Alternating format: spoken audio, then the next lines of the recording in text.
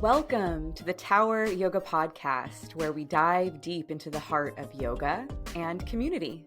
Come along with us as we explore the transformative power of yoga, share insights, and inspire one another on this journey of life. I'm Kellee Williams, and I'm your host and the co-founder of Tower Yoga. Thank you for joining our yoga community. Hello. I am back for another solo episode. Today I am circling back to something I promised a few episodes ago, and that was on the fall equinox episode where I started to touch on fall detox from an Ayurvedic perspective, but decided to put a pin in that for that episode and come back to it. So here I am following through. If you didn't listen to that episode, or if you haven't been a listener of the podcast, or if you just don't know me personally, if you're not my best friend and know my whole life story, then let me set the stage just a little bit. So before I opened Tower Yoga with Jameson, I was teaching at a few studios. I was also doing some Ayurvedic work. So if I take it way back, and there's an episode on the first teacher training I did in 2010, it sort of starts there, my kind of history or introduction, origin story with Ayurveda. So it's something that I heard of as this sister art of yoga, and I started to learn some of the principles of it, just, being a practitioner before I ever did a training. And then I had a whole entire module of it, an entire 3 full days dedicated to an introduction to Ayurveda in my very first teacher training that I wasn't expecting and I didn't know about. And that was hands down one of my favorite parts of that training. And I started to dive deeper from there. I think maybe 2 or 3 years after my first training, I heard that there was an Ayurvedic practitioner and doctor that was going to be teaching a 10-day module within another teacher training that was happening on the Central Coast. And you didn't have to take that training in its entirety in order to be a part of that 10-day course. So I decided to go and do that. And that was just absolutely incredible. And then from there, it made me more confident. I think within a year, I was signed up to do an Ayurvedic wellness coaching certification. It was a 500-hour. And there's a school called Kerala Ayurveda Academy. It's still around, and it's based in Kerala, the birthplace of Ayurveda in India, but they have some satellite schools and things like that, probably even a lot more since I went back in, I don't know, that must have been 2014 or something. And the satellite school I went to was in Fremont. I would go one weekend out of the month, and then it was kind of hybrid, so they had a lot of theory and other stuff like that online. So we would be working all month on some online, and then we would go in for practicum with the teachers and guest speakers and doctors. Those weekends we were in person.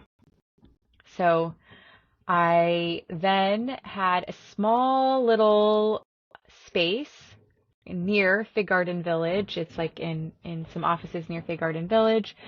And at that point, I was doing some one-on-one stuff, Ayurvedic body work, Ayurvedic coaching, and some yoga, some one-on-one yoga stuff as well over there. And then eventually I had the opportunity to get on the yoga festival circuit. There was a festival that's no longer in existence, but it was called Wanderlust, and they had some that I traveled to in Hawaii and other places to assist my teachers in slacklining and acro yoga. And then they had some ones that were all, in California called the 108s, and so I assisted in some of those. And I was just teaching at a lot more studios, a lot more group classes. So I did slow down on some of that work before then opening Tower Yoga. So it's fun to be able to still incorporate this information and this wisdom tradition into, well, just my regular teaching, but also through teacher trainings, workshops, and now through the podcast. So something that, I want to, I guess, like just speak to or name is that this is something that I have been a practitioner of and that I have studied for, quite some time, since 2010. And I've put a lot of effort into studying, but it's such a big body of knowledge. Ayurveda translates to the knowledge of life. It's around 5,000 years old.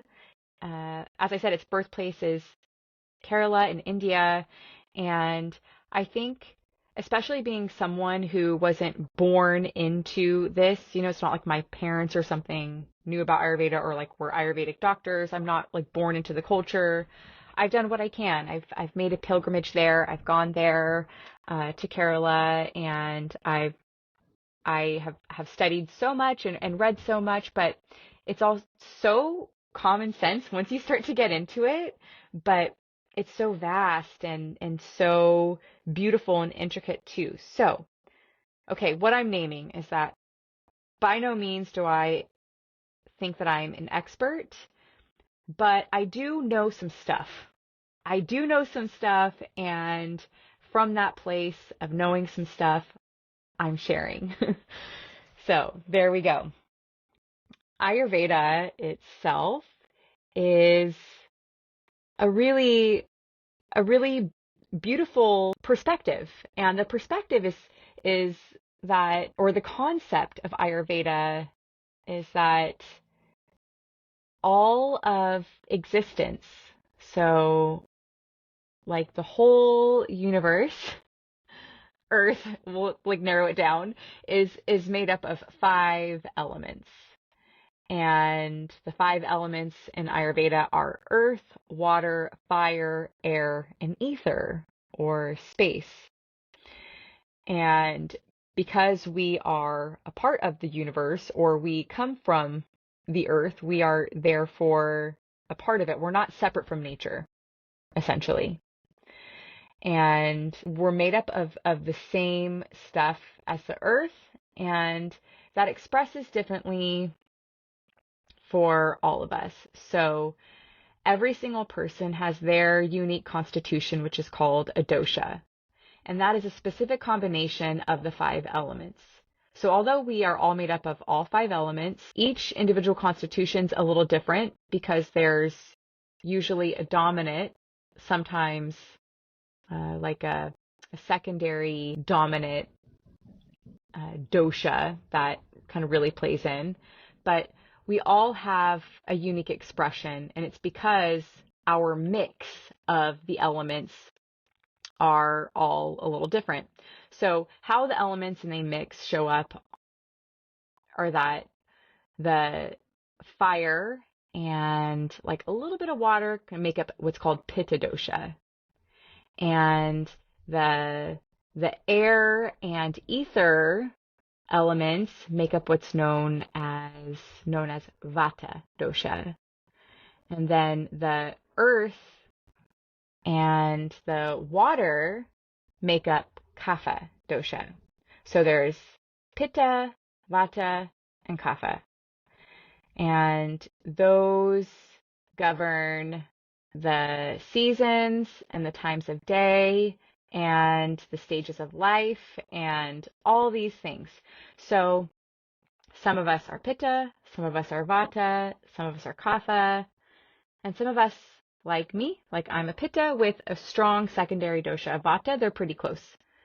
Not everyone is like that, and it can happen, but it's really rare that someone is tridoshic, which means that they're like kind of even between all 3. So there are like dosha quizzes and things like that that you can go online, like literally, like, well, maybe not right now, just finish the episode, but when you have some time, after this episode, you can look up dosha quiz online, and that could help. Or you could even find and seek out an Ayurvedic practitioner and go to them. So there's 5 pillars of Ayurveda, and that includes rest, movement, food and nutrition. So that's kind of like speaking to diet, meditation, and emotional well-being.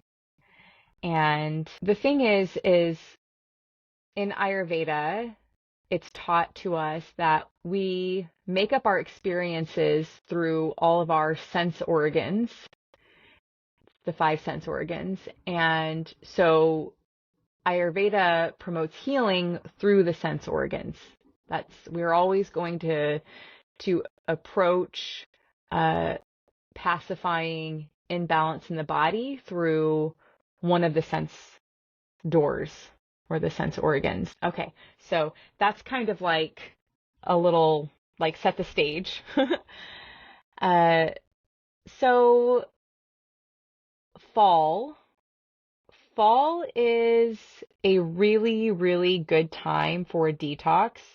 So is spring. They're both known as shoulder or joint seasons. And they're the kind of bridge seasons that get us from one big season to the next. And so there's an opportunity, for instance, here in fall, to kind of expel any excess heat that we've accumulated from summer before moving into winter. And right in spring, there's the opportunity to kind of melt away any accumulation or stagnation that has built up and caused blocks in the body in order to kind of open up towards summer. So they're the joint seasons, and they're optimal for cleansing, for detoxing. But we'll stick with fall because that's where we're at, and maybe by the time spring comes, we'll do another episode on spring. So yeah, today I want to share a little bit more information on why or just how to do a gentle reset or detox for fall from an Ayurvedic perspective. There's a huge theme of transition, as I was talking on. It's a joint getting us, or a bridge getting us from one place to the next. And this transition of fall mirrors what's happening in our bodies, like from nature to our body. What's happening outside also happens inside. Fall is a season of letting go and preparing for the stillness of winter. Like if you look outside and the leaves are crisping up and they're about to fall and things are moving towards stillness. If you really observe nature around in fall, if you're somewhere where fall's happening. So our bodies need the same transition to restore balance and to prepare for winter wellness. So Vata dosha, which again is the combination of air and ether, dominates in fall. It rules the season of fall and into early winter. And this creates a little bit of a feeling of instability and sometimes even like mental overload. So the excess of pitta, which again I said was fire and like a little bit of water, and pitta governs or rules the season of summer. So there's sometimes some excess accumulated heat from the pitta season, from summer, and fall, as I said, really helps us release that heat to avoid burnout. So this is exactly, again, just to reiterate, it's a perfect time to reset because we are transitioning from those longer days of work and play, of maybe being a little bit out of routine and just kind of being a little bit more out there. This is a good time to detox, to release that excess of whatever, to maybe reestablish ourselves into some routines that are going to help us feel a little bit more grounded as Vata season really rolls in, and that can bring with it some of those feelings of like, whoo, whoa, like, I scattered and, whatever. So detoxing doesn't just mean cleansing the body. It also means like cleansing the mind and the nervous system from stress, from information overload, and unhealthy habits.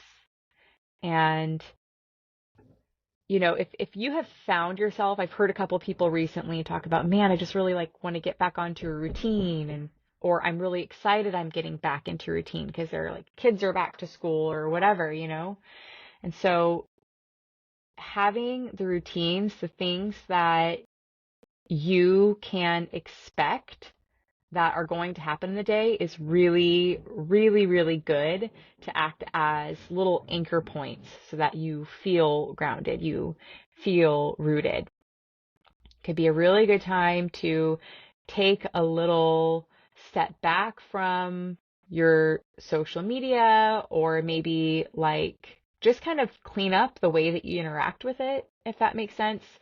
It could be a really good time to just press pause, maybe stay in a little bit more, and give yourself an opportunity for some self-reflection and just to like be in your own energy, really, to be able to reflect. And in the episode on the fall equinox, you could go back if you didn't listen, there's some things on like journal prompting, reflection, like, right? Like, what are you going to leave behind and what are you really going to harvest and use and carry with you into the next season?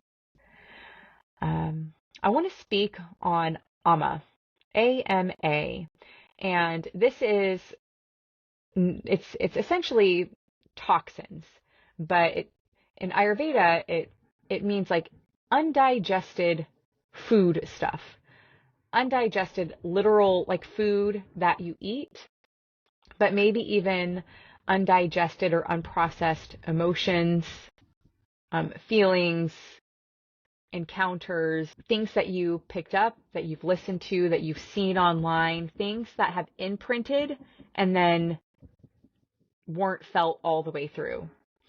So when you build up ama, which we all do, if you live in just like modern society, any kind of just modern life, like you have ama, even if you are like the healthiest person and do all the things, like we all accumulate it,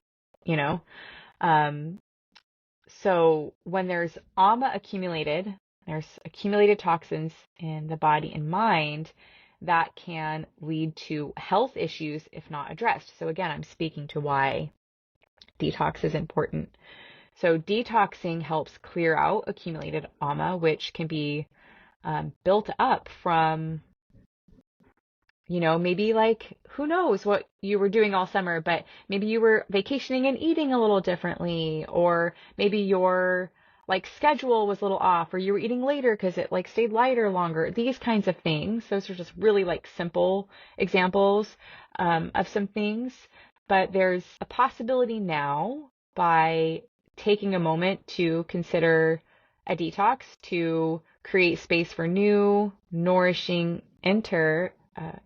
energy as we enter winter. That was really hard to say. Okay, so let's finally get into the like detox process, if you will. And Ayurveda is really promotes gentle detox. I think it could be a little bit more intense in spring after a season of accumulating in winter, but we might already be feeling like on the verge of burnout at, this time. And so it's really about nourishing and resetting and not taking away nutrients at all, but like giving ourselves more nutrients, honestly. So it's not about taking away, it's about fortifying. Okay, so step one is really about preparing. And so when thinking about a cleanse, which I'll be speaking more about a Kitchari cleanse. We'll get into that in just a moment. For the Kitchari cleanse, it's thought that like between 1 and 3 days is totally cool for just like a busy modern lifestyle. It's really, really good. 3 days is optimal for like a quick reset. But even if you just had 1 day, like do it. I have done a Kitchari cleanse for up to 2 weeks. I, know people will sometimes, they're supported for sure. They like usually go to centers or set themselves up really well, but they'll do a whole month. We're going to talk about a 1 to 3 day, just because I know that our listenership, we are more in the throes of, family stuff and work stuff and all kinds of things going on. So if you're thinking about doing a cleanse, the Kitchari cleanse for, let's say 3 days, you're going to go for it. 3 days. Then at least 1 week, whether you're doing 1 or 3 days, you want to start removing stimulants like coffee. You want to start removing sugar, animal like products, especially like meats and things like that. And you want to just make sure that you're eating a lot of like whole foods, wholesome grains, veggies, these kinds of things.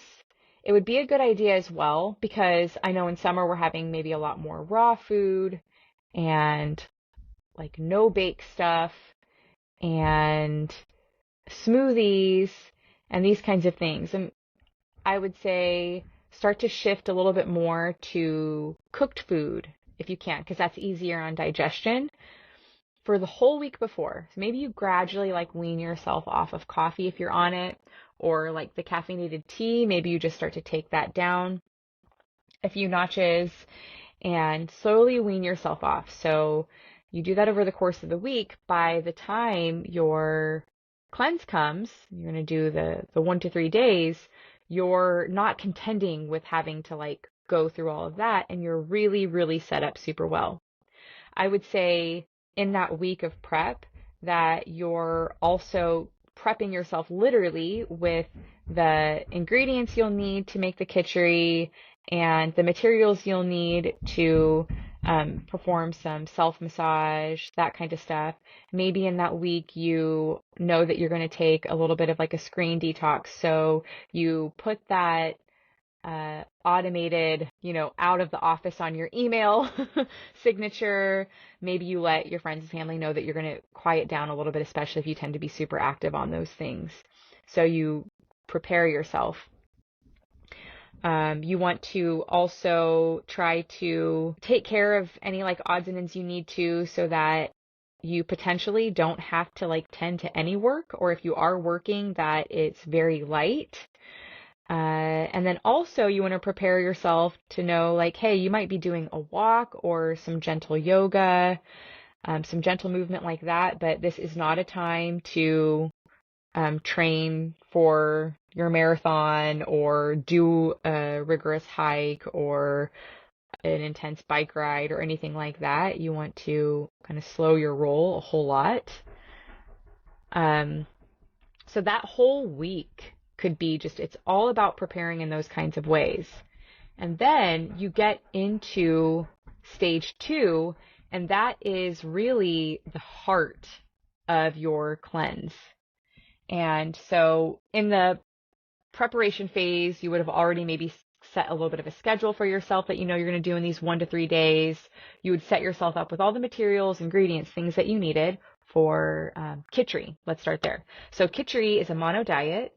It is a perfect protein, a combination of moong dal, mung beans, the yellow ones, and basmati rice.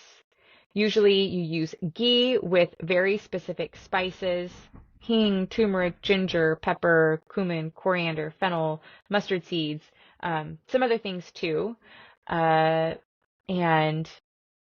I can even share a recipe in the show notes for Kitchari.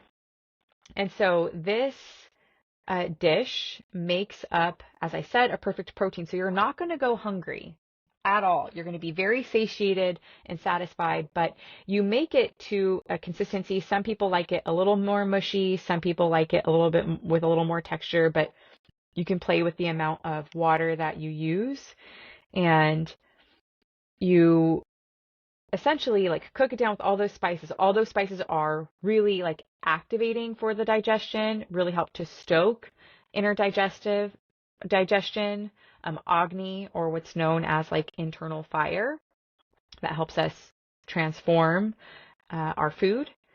And it's because it's so cooked down, it's sort of like, in a way, like pre-digested because of how it's cooked and because what it's cooked with. So it's extremely easy on your digestion. It's very easy for your body to digest it and then know what to do with it. And it's a perfect protein. Sometimes people do like to add some little veggies. I tend to do a lot more veggies and stuff like that when I'm maybe doing like a one day. There's times where I will kind of fast during the day and then do Kitchari at night and do like lots of veggies and stuff in it.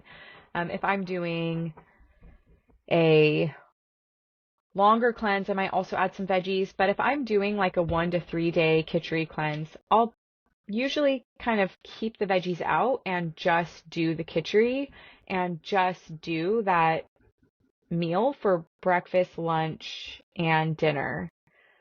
If I'm doing a longer cleanse, which I haven't done in a while, but if I am doing a longer cleanse up to like a week or two, then I'm having maybe like a little quinoa in the morning. I'm having some soups. I'm having some curries. I'm adding some other things, but keeping that same principle in mind where it has all the spices that really help to activate digestion and promote that stoking of the internal fire.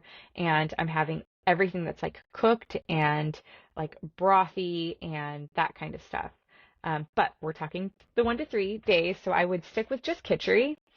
And you'll have that, morning, noon, and night. And in between, if you find that you're hungry, like I said, it's a perfect protein. It's really satiating. So it's just going to depend, though, on your metabolism. So if you do find that your body like processes it, metabolizes it like really quickly, and you feel hungry to the point where it's distracting you, then maybe having like a tiny, tiny bit of fruit. You could even like soak some skinned almonds and have a little bit of that. Make sure they're skinned and soaked so it's really, really easy on your digestion. And then you can sip on some teas or some infusions with different herbs in between. So that's in the heart. That's like stage 2. You're in the heart of your cleanse. And, the Kitchari, like the meal part, that's only one thing, and by the way, that's the only animal product you'll have. You'll want to stay away from animal product, alcohol, sugar, like artificial sugar, and stimulants like caffeine and these kinds of things. But ghee is like God in Ayurveda, and it helps. It's like a beautiful fat that all the spices and herbs and roots and things that we're using can bind to, and then how medicine is delivered in the practice of Ayurveda with ghee, and it, because it's a fat, becomes those spices and roots and that medicine, if you will, becomes more bioavailable for the body to uptake. That being said, if you are vegan, then you can use coconut oil. If you're not, though, or you're just like vegan-ish, then I would say ghee. Ghee for sure. It's just so nourishing for the tissues and for the body. Okay, so that's what you do food-wise, right? And the cool thing is then you're not thinking about, oh, what am I going to have for breakfast? What am I going to have for lunch? What am I going to have for dinner? That alone is a beautiful kind of like reset for your brain, because in like a detox, because you're not like overloaded with like decision making and putting all the energy into like trying to figure out how you're going to nourish yourself. Like you got it, you know it. You had prepped the week before with all the stuff, and you like learned how to make the recipe hopefully in that week, and so you have it down, and you're good to go. I like to also, when I'm making it, like put mantras or chant mantras and let the food kind of infuse with that. Okay, so that is there. What you'll want to do is hopefully have created a good dinacharya, or that's routine in Ayurveda, for yourself. So upon waking, you'll want to, after you brush your teeth and floss like you normally do, you'll want to scrape your tongue. If you have a tongue scraper, great. If not, use the back of a spoon and scrape your tongue 3 to 7 times. Get all of that buildup of ama, the toxins, the white stuff, off of your tongue. And then have some warm lemon water, and after you or even like a detox tea, like warm, something like that, like a little pinch of sea salt, those electrolytes going in there. And then maybe after that point you want to do a little breath work or meditation, something like that. Maybe a little yoga. And then you can transition into some journaling, some self-reflection, some journal prompts that are good for fall, good for this transition season. From there, you'll want to have your first Kitchari meal for breakfast. And after that, maybe take a little walk outside. This is if you're like, could take all the time off from work and from your life and stuff like that, right? You're gonna have to make it work if you're still have some little work stuff to attend to and things like that. This is like that ideal scenario. And then maybe you can do a little gentle yoga, and then get into some practice of, this is a technique in Ayurveda. It's called Abhyanga. It's oil massage. You can get it done by other people, but you can also do it yourself, a self-massage. You want to use some nice oil, like unrefined sesame oil or olive oil, something like that. You can get an oil really specific to your dosha if you know it, or take the test so you can know it. You can look it up online where to get the oil, or make your own if you're DIY like that. And essentially, the oil massage, you want to warm up the oil in a glass container. You want to maybe put it in a bowl of warm water to warm it up, naturally. And then you want to cover yourself in the oil. Even if it's possible for your hair, it doesn't gunk it up too much. You want to try to massage your scalp with the oil. It's long strokes on your limbs. It's circular motions around your joints and your organs, the circular motions around your joints and organs. You want to move towards the heart in those strokes. And so you lather yourself, then you perform the massage. It's the compression as you stroke up, and you release the compression as you stroke back down. You want all the pressure to be moving towards the heart to help promote lymphatic facilitation and all these kinds of things. We detoxify through urination, through sweating, and our lymph, but they don't pump. We have to sort of pump the lymph in order to mobilize toxins in the body, and then that way when we sweat or pee or purge, then it comes out that way. I'm sorry if that was TMI. And so you'll let the oil kind of, after the massage, soak in for like 5 to 15 minutes, and then you want to get in the shower. You'll use soap on all the parts you need to use soap on, and just leave the oil on for the other parts. And when you get out of the shower, you can just kind of like buff dry, so you're already moisturized. And this is like a way of kind of putting like a second layer of skin on your body. It's moisturizing you like skin deep. Lotion, a lot of the times when we put it on, can only go like a couple layers deep, but oil can penetrate all seven. And, the vata is that air and ether, so it's very, very drying. So this is something that's pacifying to our bodies and our minds and allows us to feel nourished and protected. So that's a beautiful thing that you can do. And then go into your lunch. It's probably actually better to do that before lunch, or at least digest a lot before you do that. You can do that Abhyanga anytime during your cleanse. If you're just like in your regular life and you want to have Abhyanga, then do it anytime it fits in. Morning before you go out into the world could be nice because you have that protective layer of extra skin. But sometimes night is good as well because then it really helps you sleep super good. But for me, I was busy this morning. I have things going on tonight, so I did it in the middle of the day.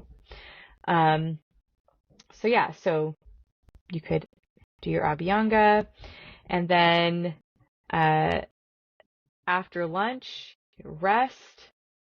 And it's crazy to think like that a lot of times we associate rest with scrolling. I'm not saying that escaping and having a laugh at some memes isn't like nourishing or good. It is, but it's still, if we have any kind of feeling of mental overload, it's contributing to that. So maybe you make a craft, or maybe you garden like lightly, you know what I mean? Or maybe you try to like make some art, even if you feel like you're not good at it. Maybe you don't have to go too intense, but you declutter your home a little bit. Maybe you rotate your altar and that kind of thing. So there's things that you can do and use this time that you don't feel like you normally have time for, and that will help you feel more like grounded. Spend time with family, just being with family. Spend time, outside and just watching leaves fall down, or like clouds in the sky, or just people walking by. Give your eyes a break from looking at the screen, essentially. Maybe you read a book. Maybe this is the time you finally finish your book. And then, by the time you get to dinner, you have your third Kitchari, and maybe you want to take another nice walk at night after that, and come home. And like I said, if you didn't already do your Abhyanga, then you can do it then. There's no end to the amount of like nighttime routines that you can do. So, and maybe before bed you do another meditation or a yoga practice that's like restorative in style. You spend some more time practicing the self-reflection, the svadhyaya, reflect on, what you want to keep or let go during this seasonal shift. Maybe you start to allow yourself to dream a little bit about what the next season looks like for you. What is your new routine going to be? So it can be because you have the space and maybe a little extra time that you have prioritized and carved out for yourself. Maybe you do use this as a time to think about how you're going to set yourself up post-cleanse, which gets me into stage 3. So now you're coming out of the cleanse, and you want to, like, the way that you come into the cleanse is the way that you want to leave the cleanse. So you spent a week preparing yourself to go into the heart of this thing, and it just wouldn't be advisable to, like, the very, next day you're done with your cleanse to run out and like have a beer and a fried appetizer with a friend at like a really loud bar. You know what I mean? You've just like taken all this time to start to kind of slow down, and then you took that time for stillness. So coming out of it, you might take a whole nother week, especially if you're just doing the 1 to 3 days. Just 1 week is fine. If you're doing longer cleanses, then of course you want to take even longer coming out. But if you're doing 1 to 3 days, take that next week or 5 days a week after that to slowly reintroduce like different foods and caffeine and things like that back into your diet. Just, maybe like some stronger teas and like half a cup of coffee, which if you even want to get back on coffee, maybe you don't, I don't know. But, and then with the foods, like maybe just one new thing back it is. Maybe you just replace one meal for the next 3 days with like something else that you normally eat or want to start eating. You know what I mean? So just slowly ease your way back into, whatever it is that your normal or new normal is going to be after the cleanse and moving into winter. Take that week to really sit with how you feel before you eat those new things you're introducing back in, how you feel during that, and how they make you feel after. Do they give you energy or do they take it away? This kind of thing. So you can have more of an understanding of if what you're putting in your body is how it's really working for you or really not, This is a really kind of nice way to re-enter. And then maybe you're coming back into having a new routine because you sort of set that up during the cleanse. And you're starting some new habits, perhaps. And, even same thing, like start those new habits slow. Start slow. Don't overwhelm yourself, Give yourself grace. Give yourself patience. You need a lot of patience and perseverance to make changes, even if they're really small, So you just break them down, bite size, give yourself a lot of patience, practice perseverance, just keep to it. And before you know it, it's kind of second nature. Those things feel natural to you, but they won't feel like that first going into it and moving into it. So that is stage 3, moving out of the cleanse. And so same thing, maybe giving yourself timers on or smaller windows of times of getting back onto all of your social media and that kind of stuff, easing back in. That's what I'm saying. So really prioritizing that sense of easing. I think these are just a couple of ideas. There's so much. We're deep into this episode, and I could just keep going and going and going, but I won't. If you are like, whoa, I'm so interested and I just gotta know more. If you're listening to this in real time, I am facilitating a workshop that still has a handful of spots left on Saturday, October 19th. And so at the time of when this episode airs, it'll be tomorrow the 19th. And there's limited space, but if there's a spot available, then jump in because we're going to go into more depth and detail. We will do a dosha quiz.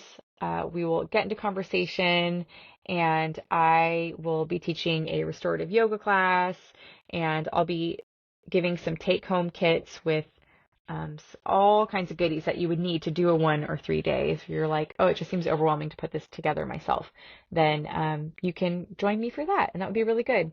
If you're listening to this, well after the fact, then it's probably not fall anymore. So just put this in your mind for next year. And you could always reach out to me personally, and I don't have all the space, but I do have a little space in my life to work with a couple people individually to give some Ayurvedic kind of coaching, some from a yoga and Ayurvedic perspective, some personal coaching, and I could help you through a cleanse. Because fall and spring are the optimal seasons for cleansing in Ayurveda, I would say, hey, I don't know, maybe you wait till spring, but there's never a wrong time, right? There's never a wrong time to reset. And this is so gentle that you would be supported no matter what. So, I don't know, maybe you're listening to this and it's January and you're like, hey, but it's the new year and I need some help. I don't know, reach out to me. You can reach out to me at hello@toweryogafresno.com. You could just say, hey, I'm trying to reach Kellee and I'm interested in some one-on-one coaching, and I'll get that and respond to you in, a reasonable time frame. So that's that. And I hope I kind of like went all over the place. This is just something that I can like really go so deep on, but I hope that you got something from this. If you're called to reset and nourish yourself this fall, then like I said, really encourage you to implement any of these things, even if you can't do a dedicated cleanse to your life. And if you happen to be listening to this on the day it airs, maybe I'll see you tomorrow. Thanks again for listening in and joining our yoga community. If it so resonates, please share this episode with a friend. Remember, the inner light of awareness within me honors the inner light of awareness within you. Until next time, stay grounded, stay present, and keep flowing with grace.